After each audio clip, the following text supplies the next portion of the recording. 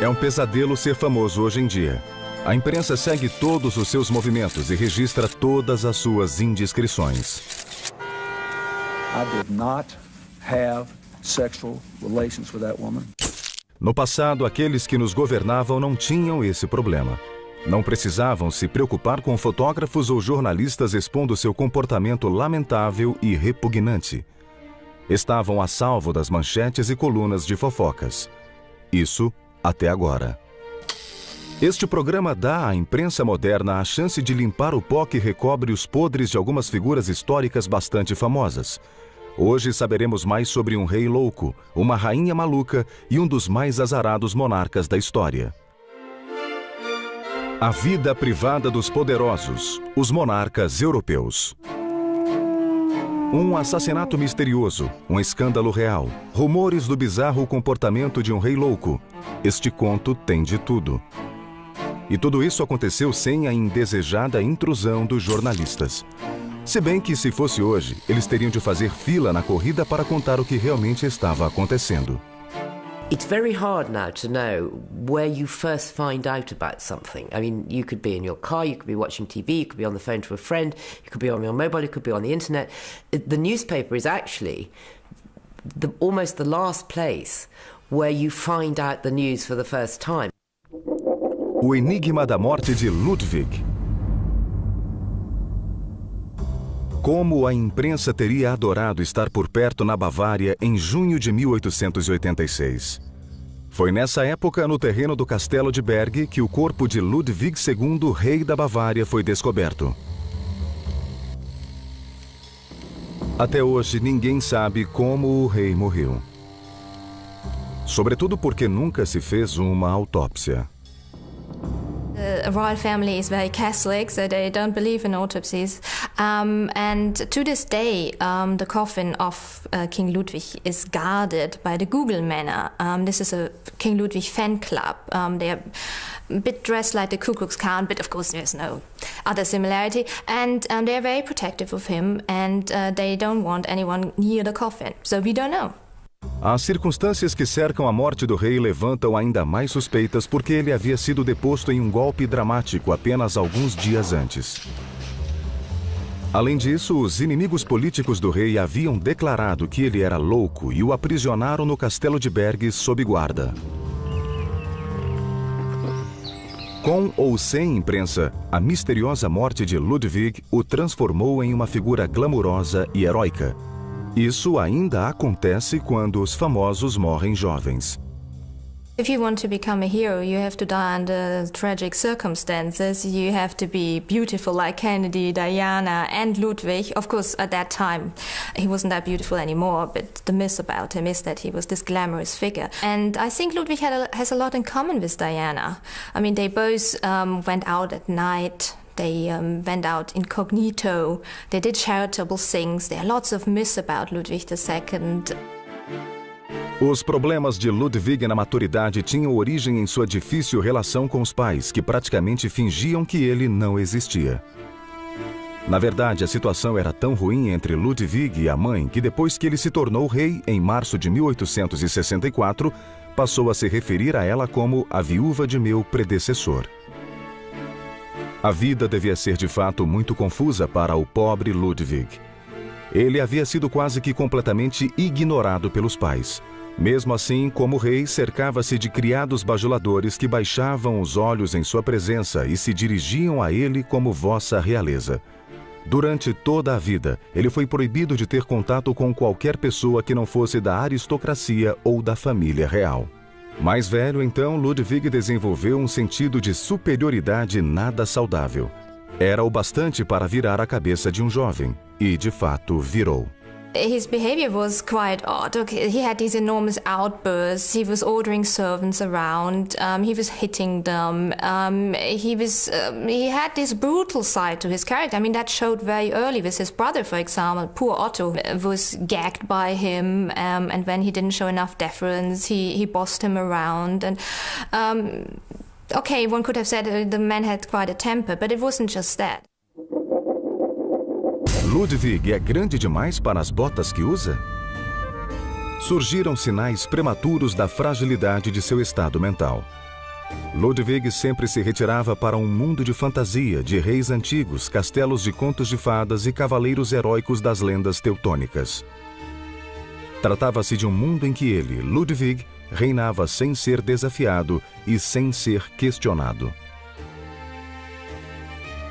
Ele era, para resumir, o sonho do caricaturista moderno.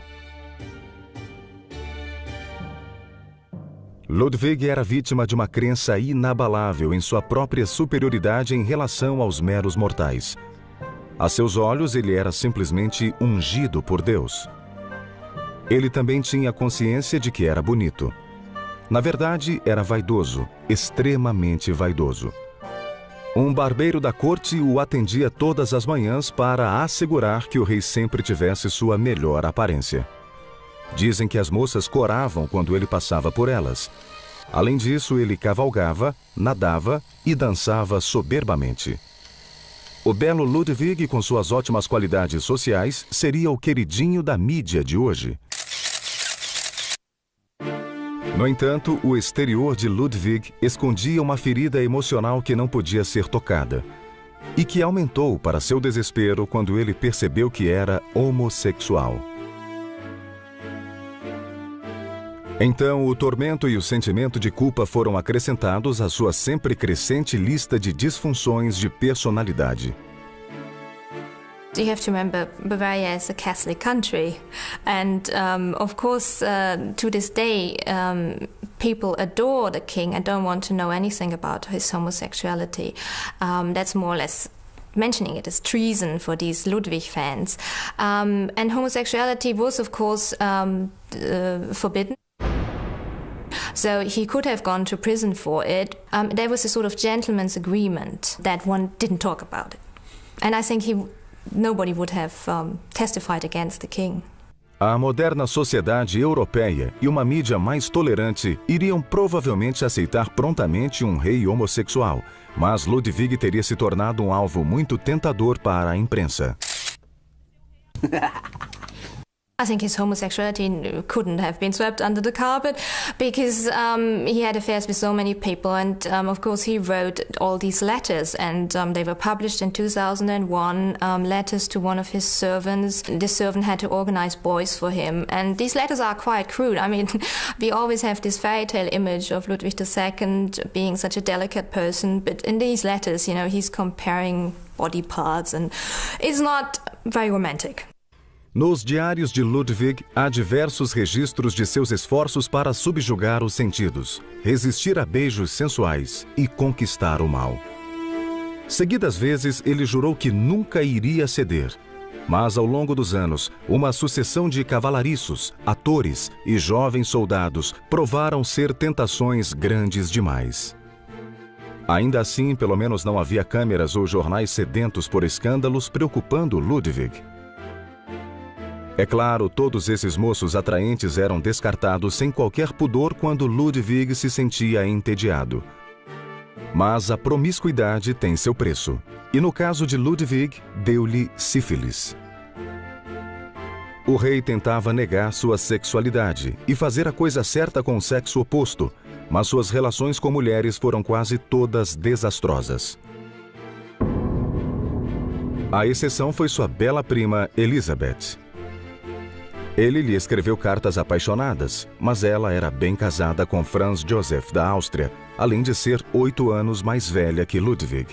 Na verdade, não era uma ameaça real à frágil sexualidade do rei. Apesar dos problemas com as mulheres, em 1876 o rei Ludwig cumpriu seu dever e se tornou noivo da jovem prima Sofia. Vista de fora, certamente parecia uma união perfeita.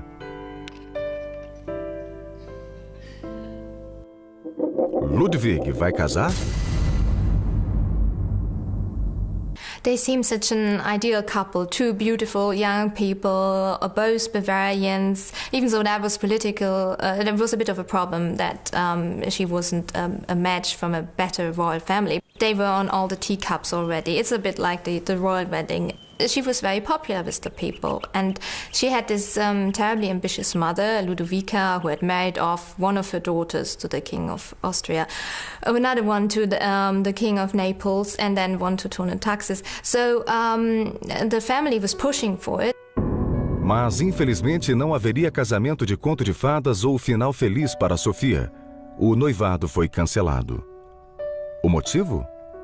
In a letter to her, he more or less said that the only person he really loved was Richard Wagner, and that he had to fulfill his mission, he had to be alone, he couldn't make her happy. I mean, it was, in a way, I think it's very honest of him. I mean, he knew about his tendencies, and why should he make this poor woman unhappy? So I think that was quite a good move. Farsa. Casamento é cancelado.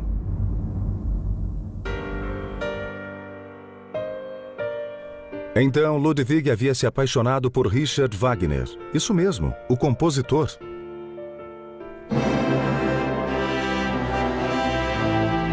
O músico cujo trabalho provocava a máxima adulação ou o ódio puro, fenômeno que se repete até hoje. Na realidade, Ludwig se tornou o maior patrono de Wagner, um excelente arranjo para o compositor que seguia alimentando o relacionamento por tudo o que o rei lhe proporcionava. E era bastante, no fim das contas, quase 1 milhão de guldens.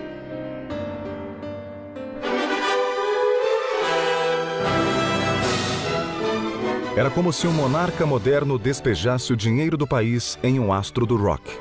É difícil acreditar que Ludwig conseguiria se safar dessa se estivesse sob o escrutínio da mídia moderna.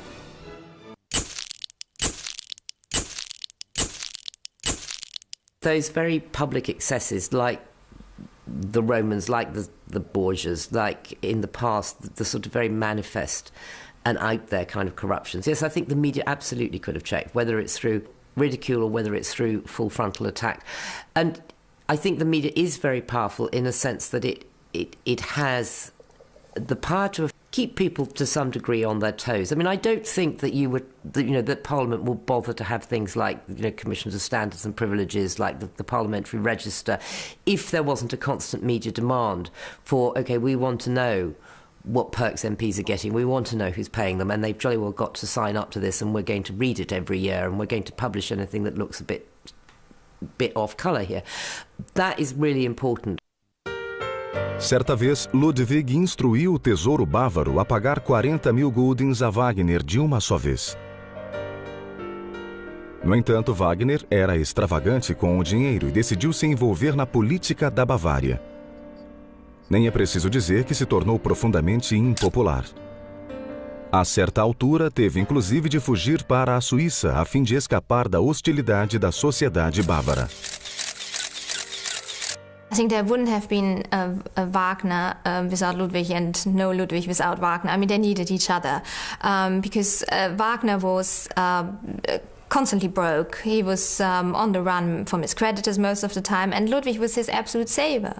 But on the other hand, I think Wagner was very important for Ludwig as well, because at the end of the 19th century, monarchs didn't have that much power anymore. The state becomes more and more powerful. So the idea that he should create himself as a cultural king and build this legacy together with Wagner was a solution. Durante suas frequentes depressões, o rei sempre dizia a Wagner que queria abdicar do trono. Sabia que não era popular, mas simplesmente não entendia por que as pessoas não gostavam de um rei cuja ligação com a realidade se tornava mais frágil a cada dia. O pobre Ludwig não conseguia estar à altura do que se exigia dele como monarca constitucional. Odiava as questões militares, muito embora gostasse dos uniformes. E também odiava as ocasiões formais, sempre chorava, reclamando de indisposições fictícias. O rei adoece. Logo, Ludwig passou a recusar qualquer envolvimento nas questões de Estado. Os papéis se amontoavam em sua mesa e as autoridades de governo não conseguiam hora para vê-lo. Na verdade, o rei estava se escondendo. Em 1886, o comportamento de Ludwig superara a mera excentricidade e os governantes da Bavária simplesmente não aguentavam mais. Ficavam, por exemplo, indignados com a propensão de Ludwig para construir castelos esplêndidos.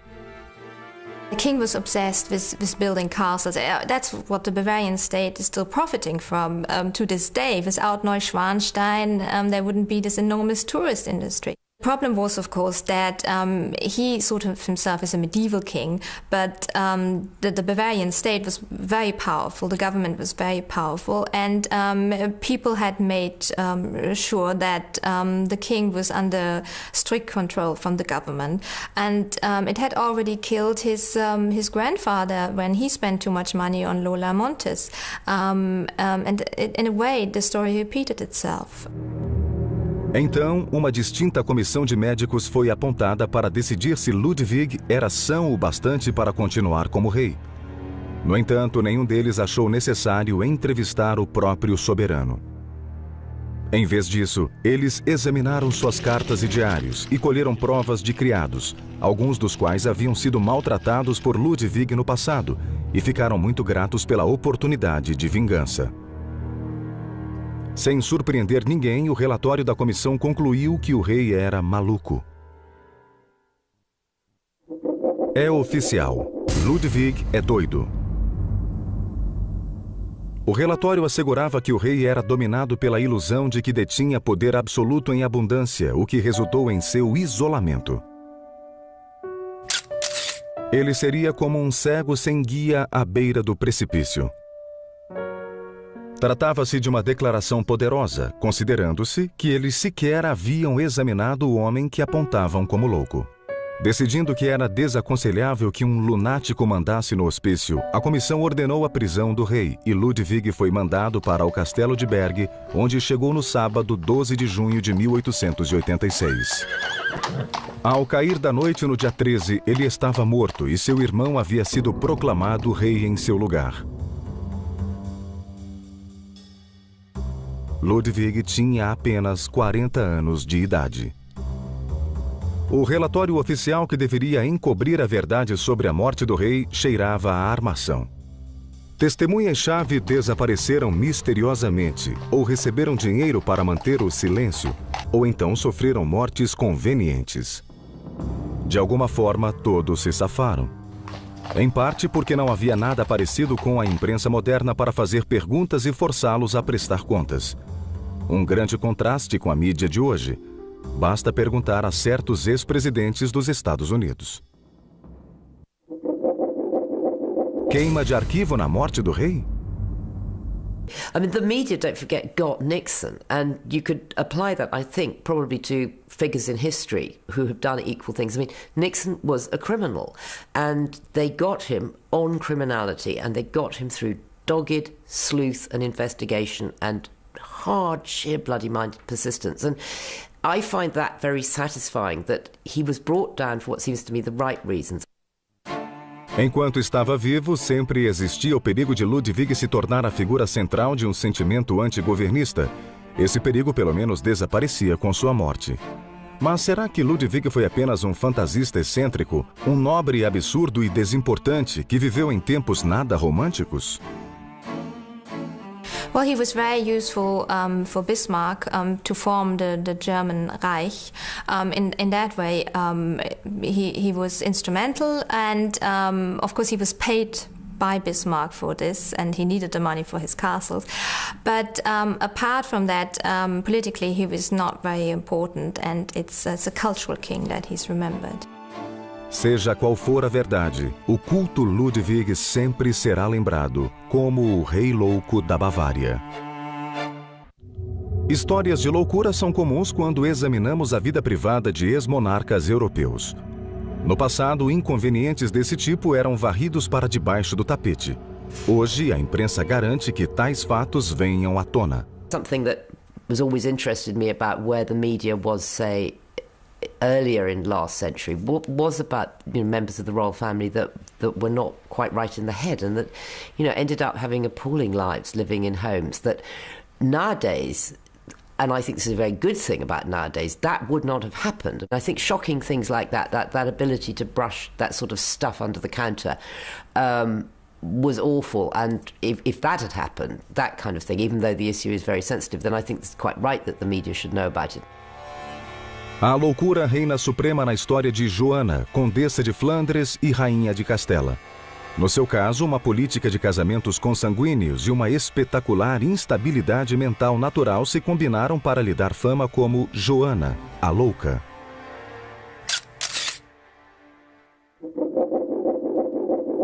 Princesa Doida. Os pais de Joana, os poderosos rei Fernando e rainha Isabela, eram apenas primos de segundo grau. Mas as casas de Aragão e Castela já haviam se casado entre si diversas vezes. Joana nasceu em 1479. Joanna was very close with her father, but much less so with her mother, who basically was largely responsible for her very strict upbringing. And she was also not on the best of terms with her siblings. In general, she felt unaccepted and unloved as a child. She was very much the plaything of those who depended on her.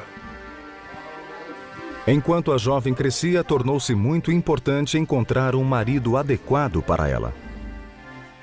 Well, she was certainly a very cultured woman. She was fluent in French and Latin, which was even more surprising for a noble woman at that age. And she played several instruments as well. So, extremely talented young woman, also a beauty, judging by the contemporary accounts. Very much the family beauty.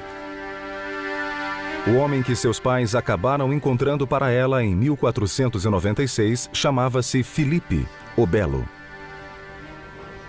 Filipe era membro da poderosa dinastia dos Habsburgos e carregava a fama de ser encrenqueiro e mulherengo. He was a natural athlete, very handsome, very energetic, very sociable, very generous, that's what his friends say, but also, one could say, not the sharpest tool in the royal shed. É claro que Fernando e Isabela viam a união de Joana e Filipe apenas como uma aliança política. Cogitar de amor era provavelmente a última coisa com que se ocupavam. Mas, no fim das contas, quando o jovem casal se conheceu na véspera do casamento, eles simplesmente não conseguiram tirar as mãos um do outro. Muito antes da cerimônia oficial, ao que parece, o casamento já havia sido totalmente consumado. Um Filipe para Joana. Esta acabaria sendo a época mais feliz da problemática vida de Joana. Ela era rainha, tinha um marido que adorava e em poucos meses engravidou.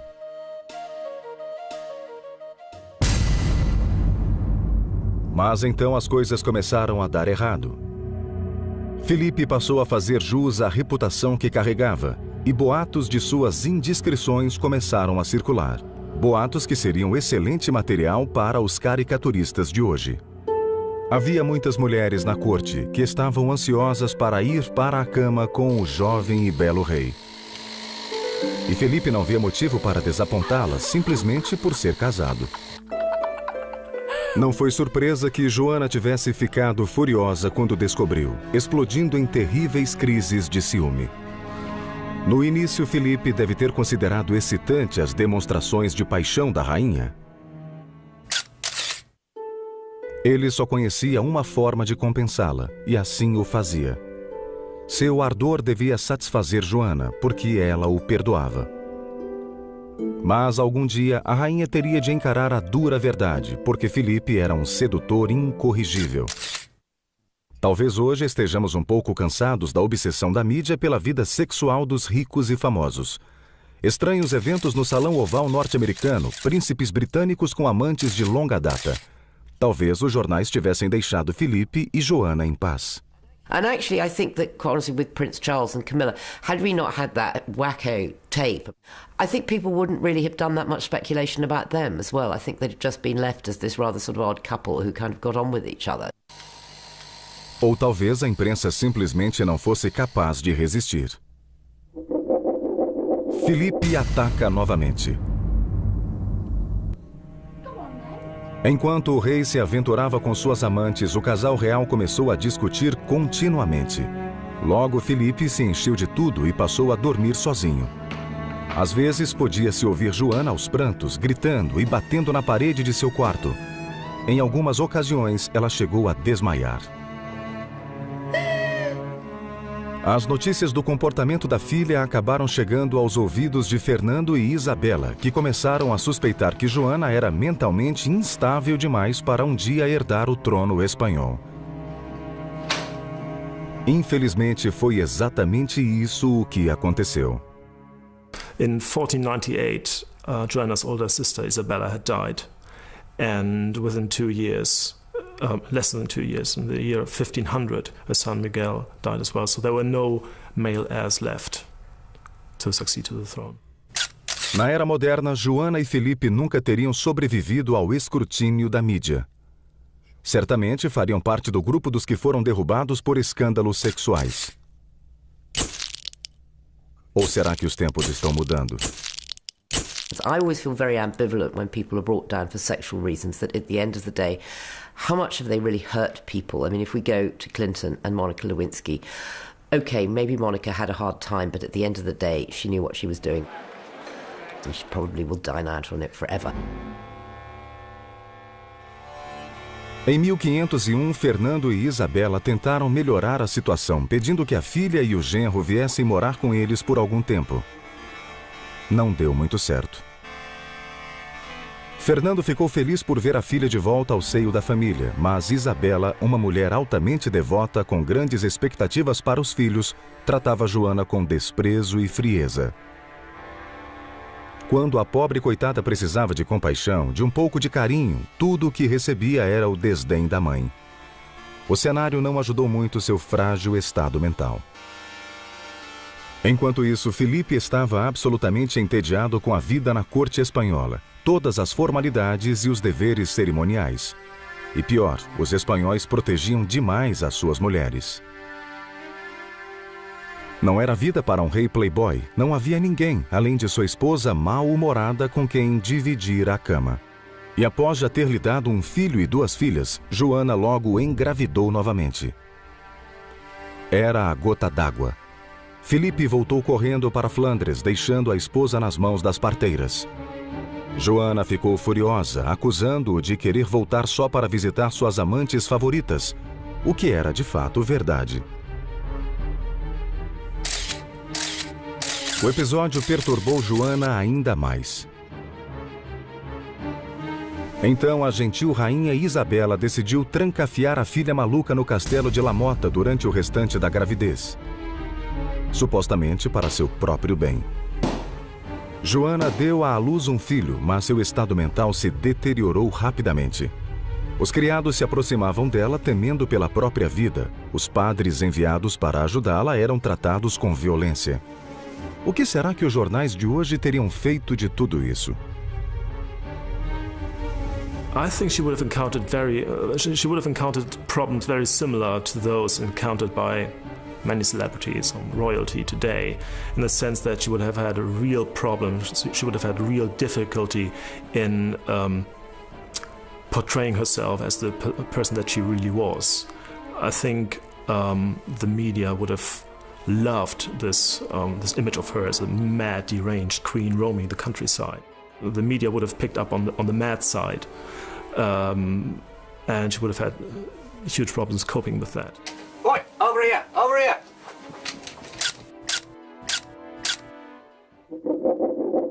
A louca Joana fica ainda mais maluca. No fim, os pais de Joana desistiram dela e em 1504 permitiram que voltasse a Flandres, onde seus piores temores se confirmaram. Felipe já tinha novas amantes, e muitas. Na verdade, a corte era inundada de boatos, praticamente todos os dias, sobre as novas mulheres na vida de Felipe e na cama dele. Como é que ele consegue? Então não era surpresa que as brigas entre Felipe e Joana tivessem recomeçado. De alguma forma, Joana sempre acabava perdoando-o, apesar de seu lado mulherengo. I wouldn't even say a love-hate relationship. It was more like a love versus indifference relationship. She clearly loved him very much. She fell in love with him the moment she met him in Antwerp. It turned out that it was very much a case of unrequited love. She was useful to him, obviously. They went through these patches of extreme hostility and even physical, like fist fights, and then patched things up again and fell out of love again. Em novembro de 1504, a rainha Isabela morreu. E Joana se tornou a soberana dos reinos espanhóis, muito embora todos concordassem que ela não era capaz de governar. Então, Filipe foi chamado para ocupar o lugar de Joana, dividindo o poder com o rei Fernando. Mas em setembro de 1506, Filipe de repente contraiu uma febre. Joana, que estava grávida de novo, cuidou dele dia e noite, nunca deixando de estar a seu lado. Mas seus cuidados não foram suficientes para salvá-lo. Seu estado piorou rapidamente e em 25 de setembro ele morreu com apenas 28 anos. A morte de Filipe conduziu Joana à insanidade completa. Ela foi tomada pela dor e no começo não conseguia se distanciar do cadáver de Filipe. A rainha louca o visitava todas as noites e se jogava aos prantos sobre o corpo. Quando Joana enfim suportou a dor de mandar o corpo do marido para ser enterrado em Granada, já tinham se passado 3 meses desde a morte. Quem sabe o que a pobre mulher enlouquecida imaginava ver quando olhava para o rosto de Filipe? Quem sabe o que ela sentia ao tocar o conteúdo do caixão? Joana não era capaz de ficar longe de Catarina, a filha que ela deu à luz após a morte de Filipe. Mas não se tratava de um laço maternal natural. Acontecia porque Joana acreditava que Filipe se comunicava com ela pelo balbuciar do bebê. Gugu Dadá ou Rainha Gagá? No fim, Fernando decidiu que já era o bastante e ordenou que sua filha fosse detida no castelo de Tordesilhas. What we do know for sure is that there was this myth of her being mad, and that was a very convenient myth to be used by those whose own power depended on her being in prison. So she was emotional, yes, and she was maybe even hysterical, but whether she was clinically mad for a long, extended period of time is very, very uncertain. Em um cruel capítulo final de sua vida, o pesadelo solitário de Joana no castelo ainda se estendeu por mais 46 anos. Ela existia mais do que vivia, em um universo muito particular de profunda melancolia, completamente apartada do mundo exterior, distante do público e fora de si. Her son, who kept her in prison for over 40 years, was in correspondence with her guard, the guy who looked after her in jail. And if you look at their correspondence, there's not much in it that suggests that she was mad. I mean, being imprisoned in a windowless room for over 4 decades would be enough to make any of us, shall we say, a bit upset. Se o destino de Joana era sobreviver a anos de dor e loucura, ela deve certamente ter acreditado que um dia voltaria para os braços do belo marido que, apesar de tudo, ela amara tão profundamente. Em 12 de abril de 1555, sua longa espera acabou. Se a imprensa de tabloides estivesse por perto na Espanha do século XVII, teria de lidar com um príncipe que era uma catástrofe genética. Carlos II foi o último dos reis Habsburgos espanhóis e ficou conhecido como El Hechizado, ou o Amaldiçoado.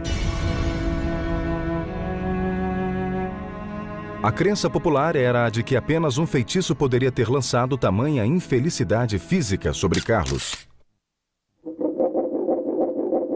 Visual de mágica trágica. Mas não foi a magia negra e sim anos de casamentos consanguíneos a razão para Carlos não ter a beleza de um astro de cinema. Just like that, yeah. Yeah, I like that. Como os caricaturistas de hoje, por exemplo, o retratariam? We know for a fact that he was physically disabled, mentally retarded. He had a huge tongue, which made it very difficult for him to speak. So somebody who from day one never really had a chance to develop physically or psychologically into a balanced human being. A imprensa não saberia o que fazer de um homem que simplesmente nasceu todo desfigurado. Either the royal family would make it very easy on themselves and they would have hidden him from the media completely. Or the media, in a very ironic sense, would have been very lenient in the sense that despite all the vicious attacks that one can sometimes read in the media today or hear about in the media today, they would have stopped short of picking on a severely disabled and retarded person. O pai de Carlos, o rei Felipe IV, já tinha 44 anos quando se casou com Mariana de Áustria, em 1649. Com apenas 15 anos, a rainha estava em uma boa idade para dar à luz naquela época. Ela era também sobrinha de Felipe. Naturalmente, ele não deixou que isso o detivesse e o casal teve 5 filhos. Mas o único que sobreviveu à infância foi Carlos, que nasceu em novembro de 1661, para a grande alegria do povo espanhol. Um bebê real. Que felicidade! Infelizmente, o velho rei viveu por apenas mais 4 anos e quando ele morreu, Mariana foi nomeada regente até que o fraco e doente Carlos chegasse aos 14 anos e pudesse assumir o império. A imprensa de hoje, que gosta tanto de acompanhar o crescimento de pessoas poderosas, viveria certamente um frenesi. It's quite obvious that her husband did not really trust her to run this huge and complex empire that Spain was developing into at the time. She was certainly a formidable woman, but also politically very inexperienced. Nos termos do testamento de Filipe, Mariana deveria dividir o poder com uma junta de governo composta de nobres e representantes da igreja. Mas ela achou que isso não daria certo. Então promoveu o amigo Nithard, um jesuíta austríaco que também era seu confessor, à posição de inquisidor-geral. Na realidade, ele se tornou o primeiro-ministro dela. He was a friend and a confidant. They had known each other for many years, and he moved to the Spanish court with her from Vienna. So he was by her side from day one, which made him very valuable to her. Os jornais de hoje não dariam sossego a ela. Será que uma imprensa livre e poderosa teria feito a diferença? Yes is the answer. I think that when you have a media that is as powerful as it is today, and that power derives from money, essentially, that newspapers make money and therefore newspapers have a freedom to do and say what they want regardless of what people say and do to them, more or less. I mean, they have a lot of freedom. Without a doubt, I mean, the media has been able to affect huge changes to what has happened, and it's made people, it's broken people. Mas não havia imprensa para mudar as coisas e os nobres espanhóis ficaram muito insatisfeitos. O arrogante Nithard não era um sujeito popular. Tratava-se certamente de um clérigo hábil, mas por ser estrangeiro e inexperiente na política, ele não tinha as qualidades que a nobreza procurava. Os inimigos de Nithard também sugeriam que havia algo mais em sua relação com Mariana. Todos esses fatores o tornavam muito vulnerável a tramas políticas. E, de fato, não demorou para que os interessados começassem a tramar contra ele. A caça de Nithard. As tramas se concentravam em torno de Dom João José, João de Áustria, que, como filho ilegítimo do rei Felipe, era meio-irmão de Carlos. Don Juan was the illegitimate child of Philip IV and the actress Maria Calderón. And he was lucky enough to be recognized as an illegitimate child by his father. Otherwise, things would have been much more difficult for him. So his father lavished offices on him and he had a regular income. But at the same time, he was excluded from his father's will. So politically, he was basically an outcast, I would say. And throughout his life, he was always very aware of his second-class status at court. He was never fully accepted into the royal family. That made him a very ambitious and potentially very dangerous man. 1668 and 1669, he started a vicious propaganda campaign against Neidhart from Aragon, where he was staying at the time. But really, problems started much earlier. He never really got on with Neidhart, and he never trusted him. So the stage was set for a disaster from day one. And then in early 1669, he made his move against Neidhart with a couple of hundred mercenaries.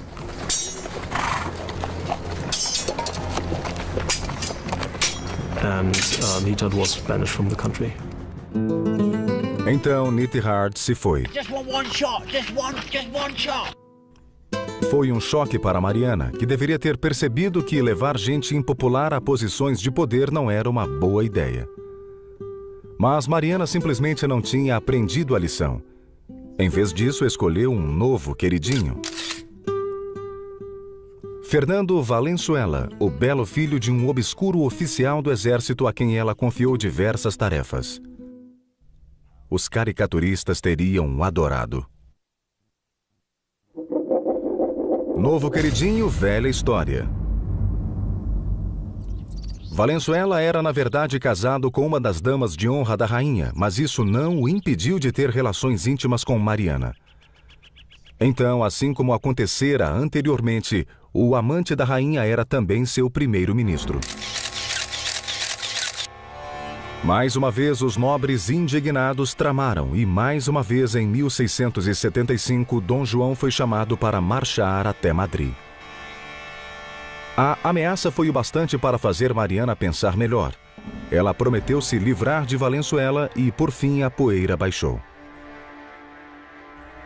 Enquanto isso, Carlos já tinha idade para ascender ao trono e governar por direito. Mas ele era uma criatura frágil e doente, e quando sua mãe lhe apresentou um documento para assinar que estendia os poderes dela como regente por mais 2 anos, Carlos concordou, mas apenas após uma amarga discussão que o fez chorar. Bate-boca real. Em 1677, no entanto, a situação havia mudado novamente. Mariana conseguiu se superar e recolocou Valenzuela no poder. Então, seus inimigos, uma vez mais, chamaram o onipresente Dom João e, desta vez, para Mariana não houve escapatória. Charge! But this time, Don Juan came with a much stronger army, about 15,000 men.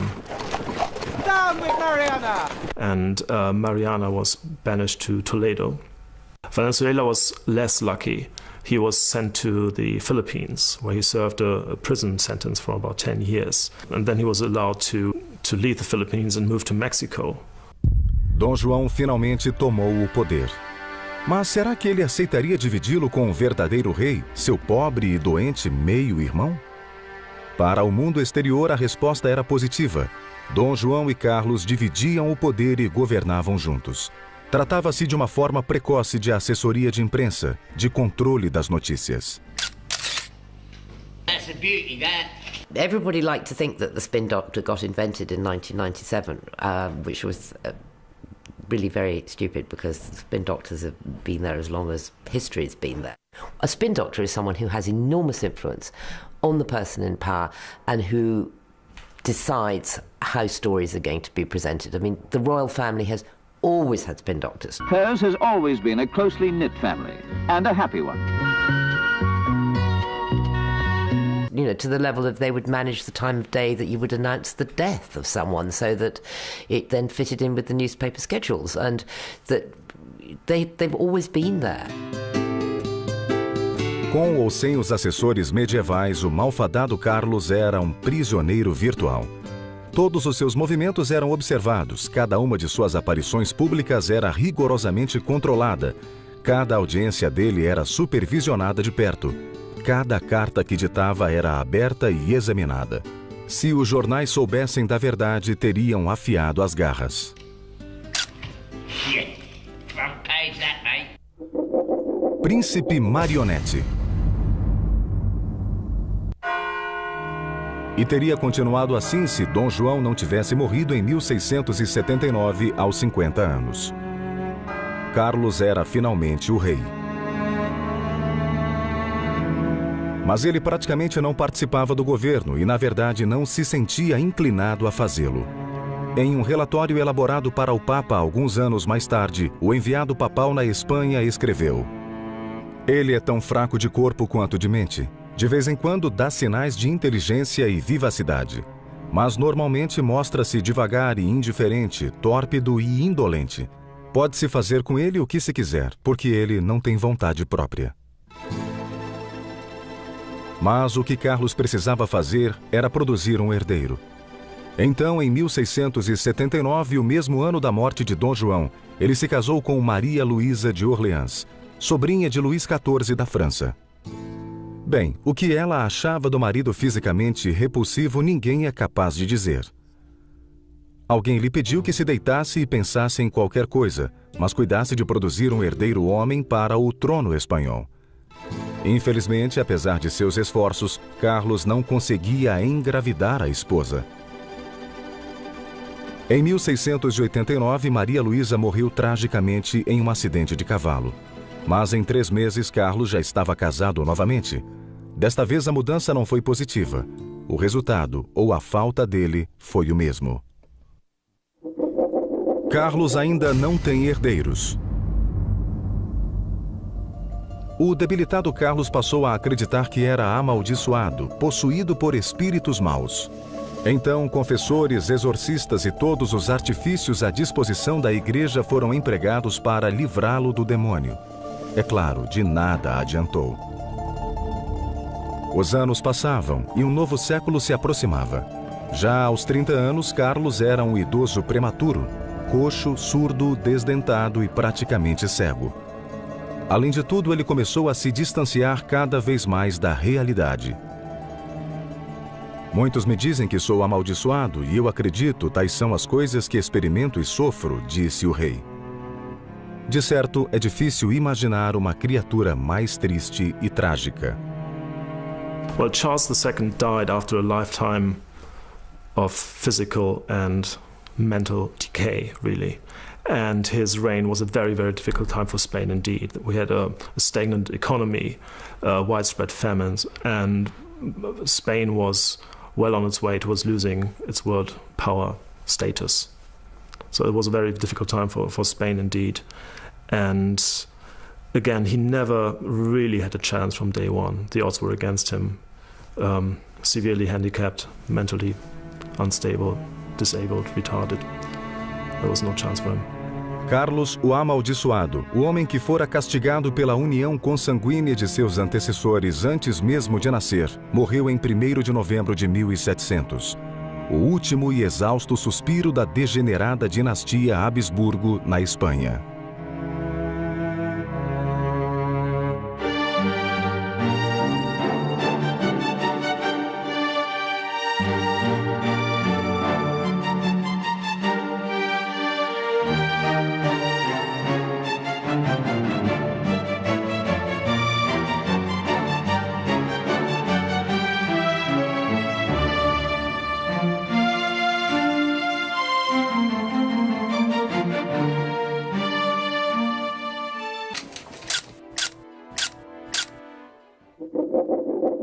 A louca Joana fica ainda mais maluca.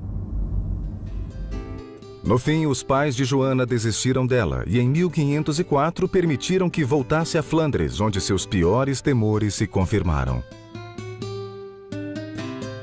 Filipe já tinha novas amantes, e muitas.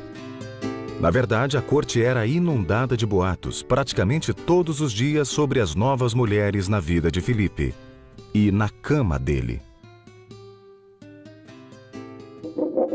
Como é que ele consegue?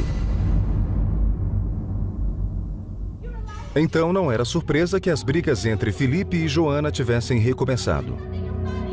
De alguma forma, Joana sempre acabava perdoando-o, apesar de seu lado mulherengo. I wouldn't even say a love-hate relationship. It was more like a love versus indifference relationship. She clearly loved him very much. She fell in love with him the moment she met him in Antwerp. It turned out that it was very much a case of unrequited love. She was useful to him, obviously. They went through these patches of extreme hostility and even physical, like fist fights, and then patched things up again and fell out of love again. Em novembro de 1504, a rainha Isabela morreu. E Joana se tornou a soberana dos reinos espanhóis, muito embora todos concordassem que ela não era capaz de governar. Então, Filipe foi chamado para ocupar o lugar de Joana, dividindo o poder com o rei Fernando. Mas em setembro de 1506, Filipe de repente contraiu uma febre. Joana, que estava grávida de novo, cuidou dele dia e noite, nunca deixando de estar a seu lado. Mas seus cuidados não foram suficientes para salvá-lo. Seu estado piorou rapidamente e em 25 de setembro ele morreu com apenas 28 anos. A morte de Filipe conduziu Joana à insanidade completa. Ela foi tomada pela dor e no começo não conseguia se distanciar do cadáver de Filipe. A rainha louca o visitava todas as noites e se jogava aos prantos sobre o corpo. Quando Joana enfim suportou a dor de mandar o corpo do marido para ser enterrado em Granada, já tinham se passado 3 meses desde a morte. Quem sabe o que a pobre mulher enlouquecida imaginava ver quando olhava para o rosto de Filipe? Quem sabe o que ela sentia ao tocar o conteúdo do caixão? Joana não era capaz de ficar longe de Catarina, a filha que ela deu à luz após a morte de Filipe. Mas não se tratava de um laço maternal natural. Acontecia porque Joana acreditava que Filipe se comunicava com ela real. Mais velho, então, Ludwig desenvolveu um sentido de superioridade nada saudável. Era o bastante para virar a cabeça de um jovem, e de fato virou. His behavior was quite odd. Okay, he had these enormous outbursts. He was ordering servants around. He was hitting them. He had this brutal side to his character. I mean, that showed very early with his brother, for example. Poor Otto was gagged by him, and when he didn't show enough deference, he bossed him around. And okay, one could have said the man had quite a temper, but it wasn't just that. Ludwig é grande demais para as botas que usa? Surgiram sinais prematuros da fragilidade de seu estado mental. Ludwig sempre se retirava para um mundo de fantasia, de reis antigos, castelos de contos de fadas e cavaleiros heróicos das lendas teutônicas. Tratava-se de um mundo em que ele, Ludwig, reinava sem ser desafiado e sem ser questionado. Ele era, para resumir, o sonho do caricaturista moderno. Ludwig era vítima de uma crença inabalável em sua própria superioridade em relação aos meros mortais. A seus olhos, ele era simplesmente ungido por Deus. Ele também tinha consciência de que era bonito. Na verdade, era vaidoso, extremamente vaidoso. Um barbeiro da corte o atendia todas as manhãs para assegurar que o rei sempre tivesse sua melhor aparência. Dizem que as moças coravam quando ele passava por elas. Além disso, ele cavalgava, nadava e dançava soberbamente. O belo Ludwig, com suas ótimas qualidades sociais, seria o queridinho da mídia de hoje. No entanto, o exterior de Ludwig escondia uma ferida emocional que não podia ser tocada, e que aumentou para seu desespero quando ele percebeu que era homossexual. Então, o tormento e o sentimento de culpa foram acrescentados à sua sempre crescente lista de disfunções de personalidade.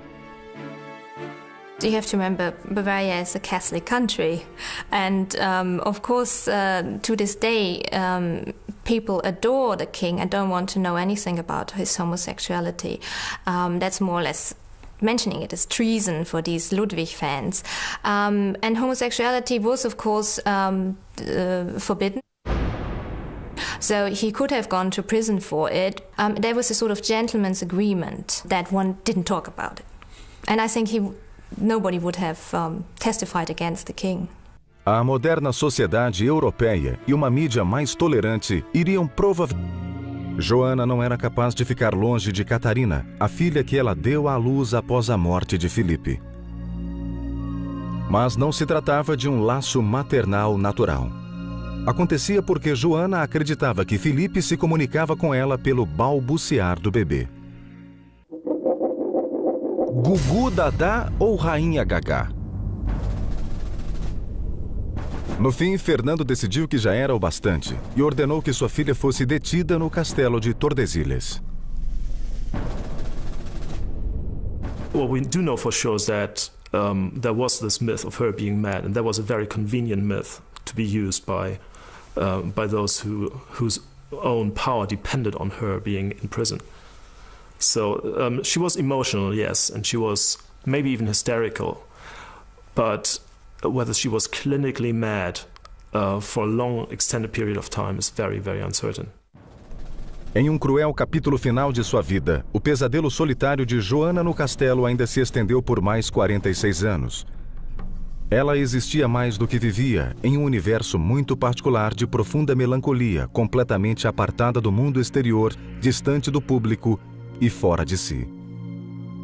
Her son, who kept her in prison for over 40 years, was in correspondence with her guard, the guy who looked after her in jail.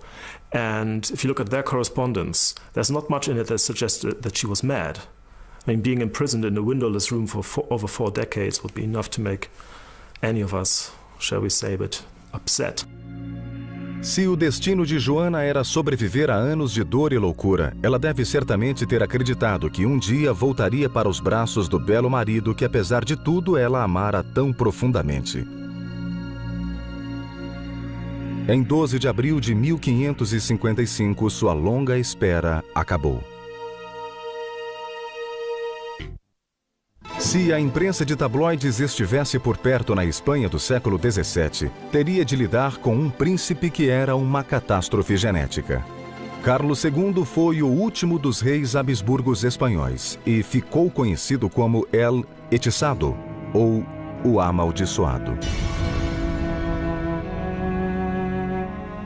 A crença popular era a de que apenas um feitiço poderia ter lançado tamanha infelicidade física sobre Carlos. Visual de mágica trágica.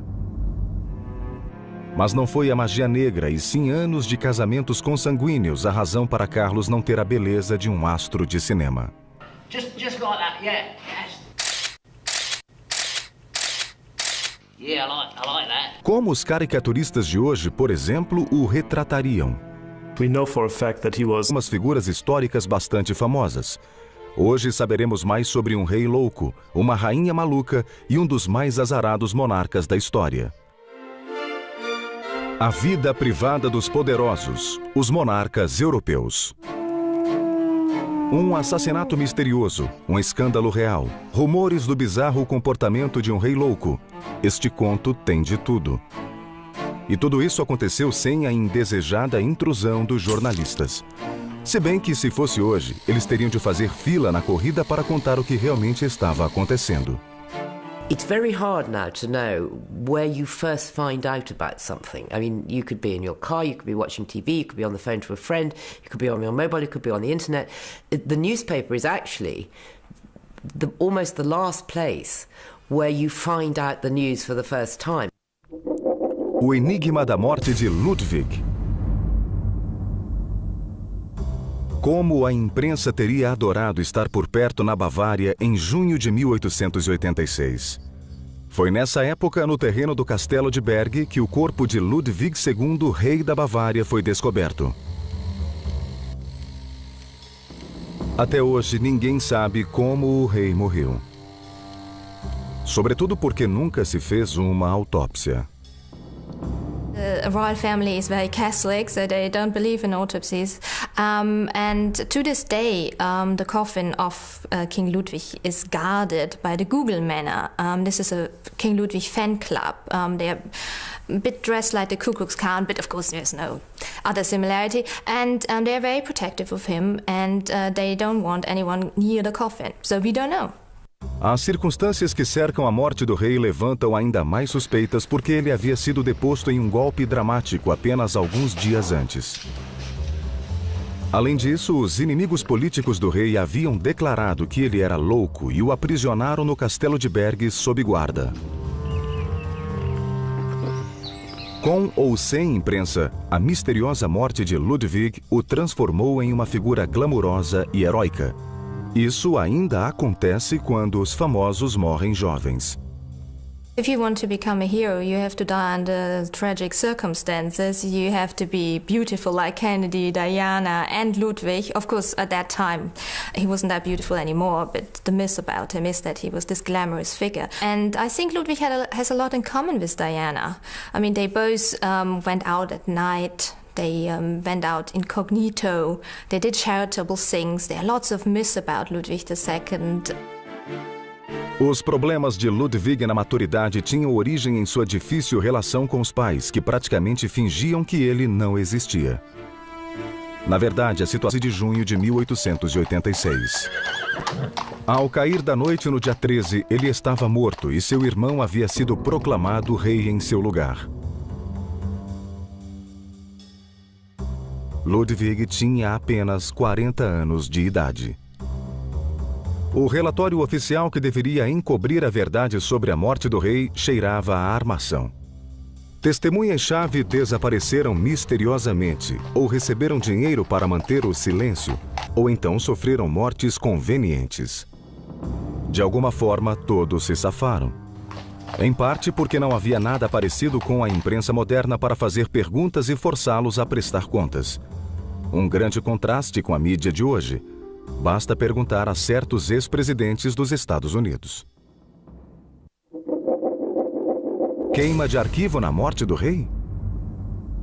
I mean, the media, don't forget, got Nixon, and you could apply that, I think, probably to figures in history who have done equal things. I mean, Nixon was a criminal, and they got him on criminality, and they got him through dogged sleuth and investigation and hard, sheer bloody-minded persistence. And I find that very satisfying, that he was brought down for what seems to me the right reasons.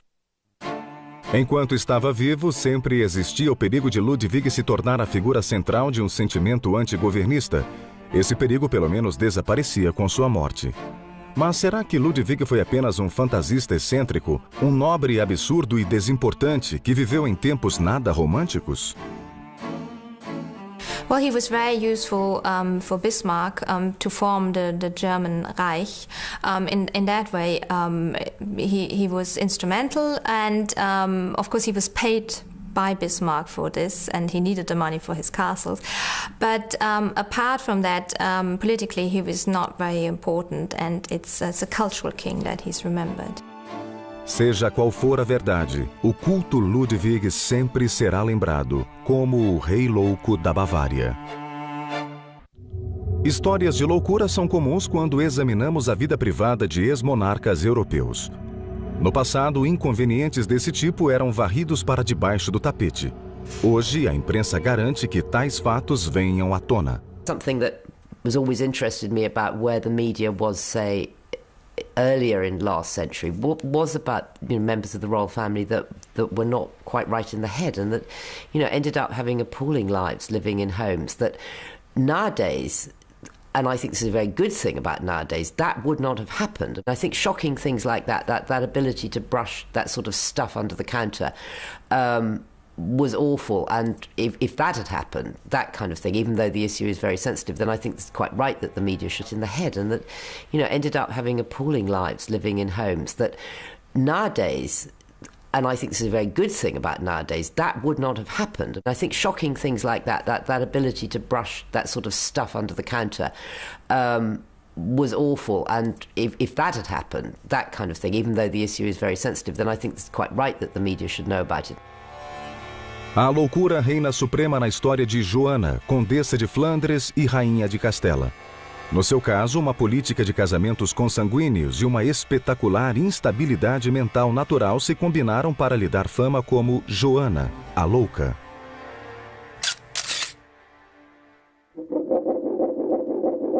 Princesa Doida. Os pais de Joana, os poderosos rei Fernando e Rainha Isabela, eram apenas primos de segundo grau. Mas as casas de Aragão e Castela já haviam se casado entre si diversas vezes. Joana nasceu em 1479. Joanna was very close with her father, but much less so with her mother, who basically was largely responsible for her very strict upbringing. And she was also not on the best of terms with her siblings. In general, she felt unaccepted and unloved as a child. She was very much the plaything of those who depended on her. Enquanto a jovem crescia, tornou-se muito importante encontrar um marido adequado para ela. Well, she was certainly a very cultured woman. She was fluent in French and Latin, which was even more surprising for a noble woman at that age. And she played several instruments as well. So extremely talented young woman, also a beauty, judging by the contemporary accounts. Very much the family beauty. O homem que seus pais acabaram encontrando para ela em 1496 chamava-se Filipe, o Belo. Filipe era membro da poderosa dinastia dos Habsburgos e carregava a fama de ser encrenqueiro e mulherengo. He was a natural athlete, very handsome, very energetic, very sociable, very generous, that's what his friends say, but also one could say not the sharpest tool in the royal shed. É claro que Fernando e Isabela viam a união de Joana e Filipe apenas como uma aliança política. Cogitar de amor era provavelmente a última coisa com que se ocupavam.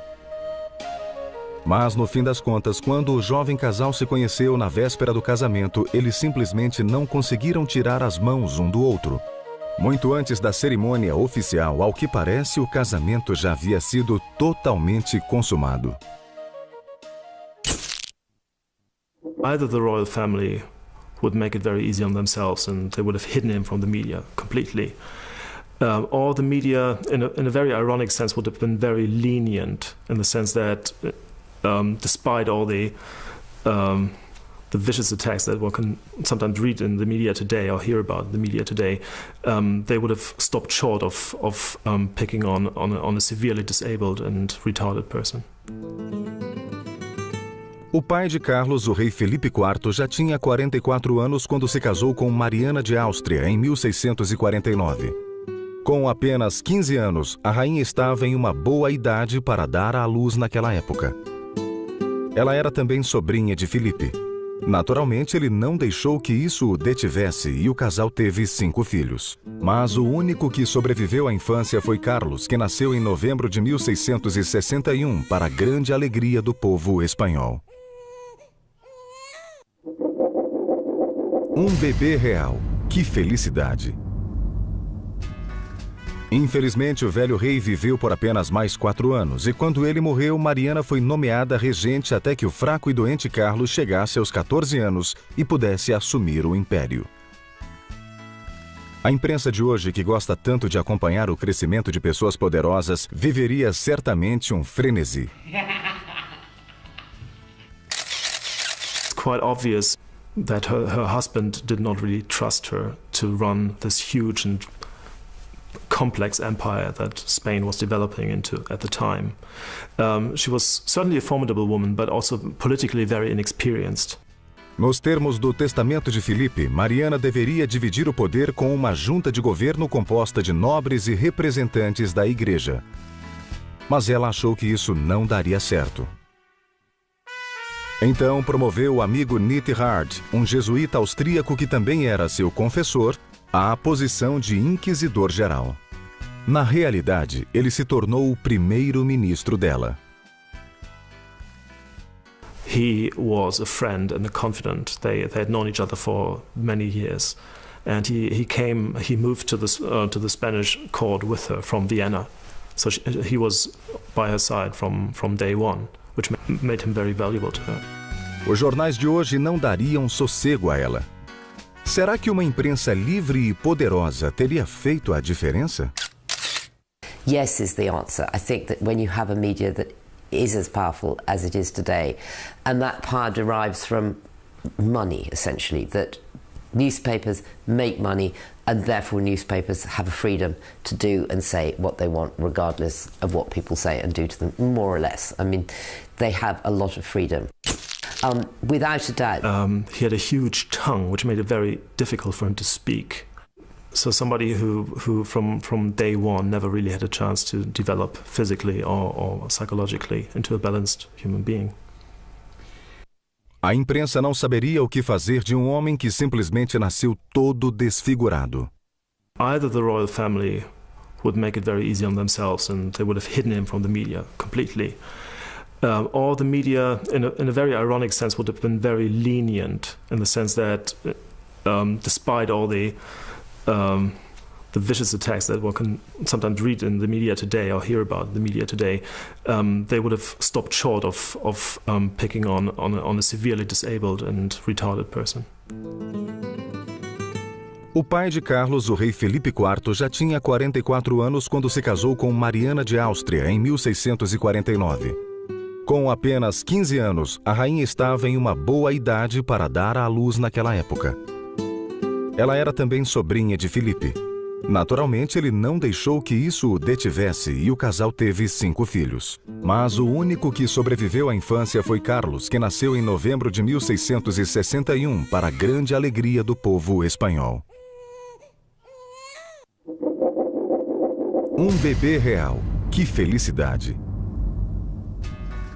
Infelizmente, o velho rei viveu por apenas mais 4 anos e quando ele morreu, Mariana foi nomeada regente até que o fraco e doente Carlos chegasse aos 14 anos e pudesse assumir o império.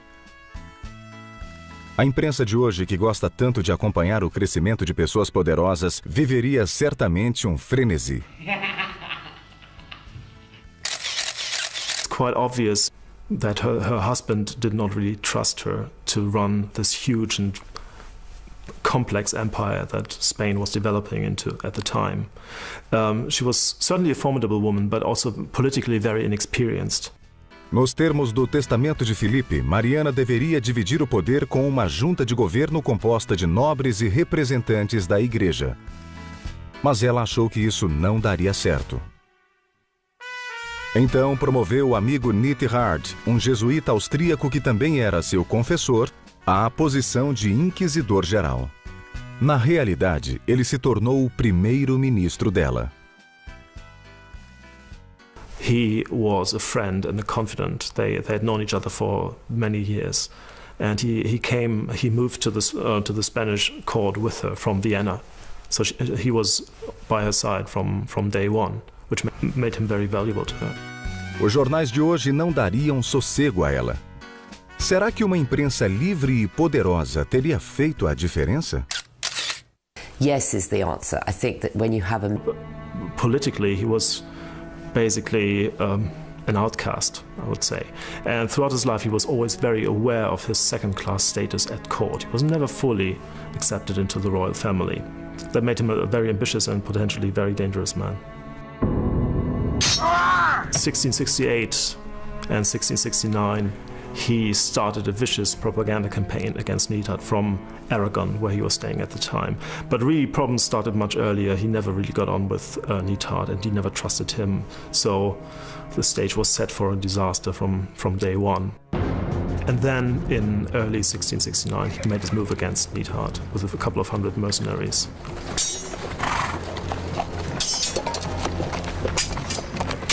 And Nithard was banished from the country. Então Nithard se foi. Just want one shot, just one shot. Foi um choque para Mariana, que deveria ter percebido que levar gente impopular a posições de poder não era uma boa ideia. Mas Mariana simplesmente não tinha aprendido a lição. Em vez disso, escolheu um novo queridinho. Fernando Valenzuela, o belo filho de um obscuro oficial do exército a quem ela confiou diversas tarefas.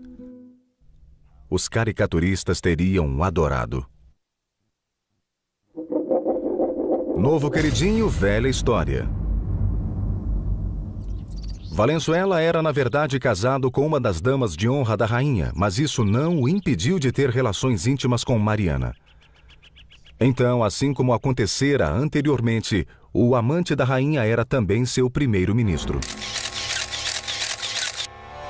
Mais uma vez, os nobres indignados tramaram e, mais uma vez, em 1675, Dom João foi chamado para marchar até Madrid. A ameaça foi o bastante para fazer Mariana pensar melhor. Ela prometeu se livrar de Valenzuela e, por fim, a poeira baixou. Enquanto isso, Carlos já tinha idade para ascender ao trono e governar por direito. Mas ele era uma criatura frágil e doente, e quando sua mãe lhe apresentou um documento para assinar que estendia os poderes dela como regente por mais 2 anos, Carlos concordou, mas apenas após uma amarga discussão que o fez chorar. Bate-boca real. Em 1677, no entanto, a situação havia mudado novamente. Mariana conseguiu se superar e recolocou Valenzuela no poder. Então, seus inimigos, uma vez mais, chamaram o onipresente Dom João e desta vez para Mariana não houve escapatória. George! But this time, Don Juan came with a Desdém da mãe. O cenário não ajudou muito seu frágil estado mental. Enquanto isso, Felipe estava absolutamente entediado com a vida na corte espanhola, todas as formalidades e os deveres cerimoniais. E pior, os espanhóis protegiam demais as suas mulheres. Não era vida para um rei playboy, não havia ninguém, além de sua esposa mal-humorada com quem dividir a cama. E após já ter lhe dado um filho e 2 filhas, Joana logo engravidou novamente. Era a gota d'água. Felipe voltou correndo para Flandres, deixando a esposa nas mãos das parteiras.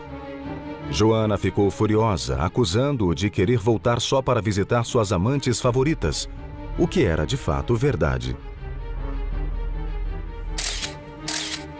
O episódio perturbou Joana ainda mais. Então a gentil rainha Isabela decidiu trancafiar a filha maluca no castelo de La Mota durante o restante da gravidez. Supostamente para seu próprio bem. Joana deu à luz um filho, mas seu estado mental se deteriorou rapidamente. Os criados se aproximavam dela temendo pela própria vida. Os padres enviados para ajudá-la eram tratados com violência. O que será que os jornais de hoje teriam feito de tudo isso? I think she would have encountered problems very similar to those encountered by many celebrities or royalty today, in the sense that she would have had a real problem, she would have had real difficulty in portraying herself as the person that she really was. I think the media would have loved this image of her as a mad, deranged queen roaming the countryside. The media would have picked up on the mad side, and she would have had huge problems coping with that. Oi, over here, over here!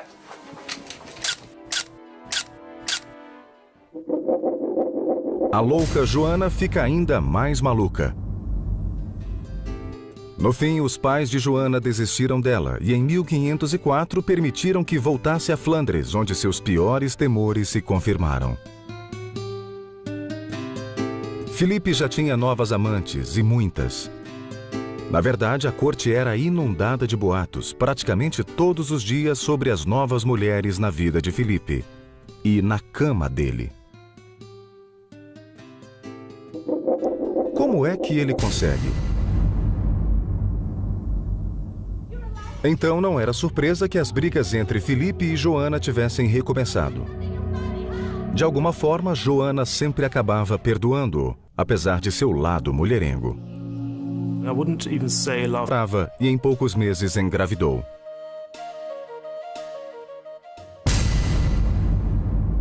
Mas então as coisas começaram a dar errado. Felipe passou a fazer jus à reputação que carregava, e boatos de suas indiscrições começaram a circular. Boatos que seriam excelente material para os caricaturistas de hoje. Havia muitas mulheres na corte que estavam ansiosas para ir para a cama com o jovem e belo rei. E Felipe não via motivo para desapontá-las simplesmente por ser casado. Não foi surpresa que Joana tivesse ficado furiosa quando descobriu, explodindo em terríveis crises de ciúme. No início, Felipe deve ter considerado excitante as demonstrações de paixão da rainha. Ele só conhecia uma forma de compensá-la, e assim o fazia. Seu ardor devia satisfazer Joana, porque ela o perdoava. Mas algum dia a rainha teria de encarar a dura verdade, porque Felipe era um sedutor incorrigível. Talvez hoje estejamos um pouco cansados da obsessão da mídia pela vida sexual dos ricos e famosos. Estranhos eventos no Salão Oval norte-americano, príncipes britânicos com amantes de longa data. Talvez os jornais tivessem deixado Felipe e Joana em paz. And actually, I think that, quite honestly, with Prince Charles and Camilla, had we not had that wacko tape, I think people wouldn't really have done that much speculation about them as well. I think they'd have just been left as this rather sort of odd couple who kind of got on with each other. Ou talvez a imprensa simplesmente não fosse capaz de resistir. Felipe ataca novamente. Enquanto o rei se aventurava com suas amantes, o casal real começou a discutir continuamente. Logo, Felipe se encheu de tudo e passou a dormir sozinho. Às vezes, podia-se ouvir Joana aos prantos, gritando e batendo na parede de seu quarto. Em algumas ocasiões, ela chegou a desmaiar.